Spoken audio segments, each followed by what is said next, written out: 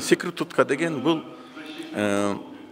секретарша чоңдордың любовницасы деген сөз. Егерде бирөө капа болсо, демек өзүн ошондой киши саналат да. Эми мындай да баягыл мен военныйларга эметкен айтканым, потому что бүгүнкү күндө ошо военныйлардын абалдарын көрүп, ошо лелектеген абалын көрүп туруп, ал эң мындай оозума келген эң мындай жакшы сөз болуп калды. Бирок чынында тетияка барганда сөгүнгүм келди.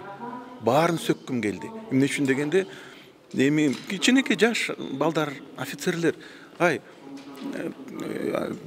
ойлонбой туруп өзүнүн өмүрүн берген турат эл үчүнчү. Бирок биз деле ойлонушубуз керек алар жөнүндө. Анан кийин эми өзүбүзгө эле өзүбүз айлык көтөрө берсе, алар кала берсе, анда биз кимбиз? Ошол үчүн бүгүнкү күндө мен мындай да, кандай десем,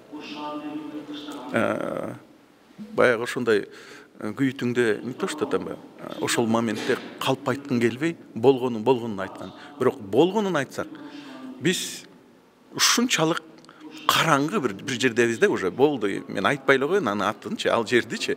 Бирок баарыбыз көтөрүлүшүбүз керек, баарыбыз чогуу. Анан кийин кайра мындай разборкаларды ташташыбыз керек. Биздин бүгүнкү күндө чын эле уже душманыбыз бар. Бул Тажикстан, ар жагында Афганистан турат. Эртеңки күнү бир проблема болуп калбас үчүн биз баарыбыз биригип ошол проблеманы чечишибиз керек да. Сен күнөөлүүсүң, мен күнөөлүүмүн дегенден алыс болушубуз керек да. Баарыбыз күнөөлүүбүз. Парламентте күнөөлүү, өкмөттө күнөөлүү, президент баарыбыз күнөөлүүбүз.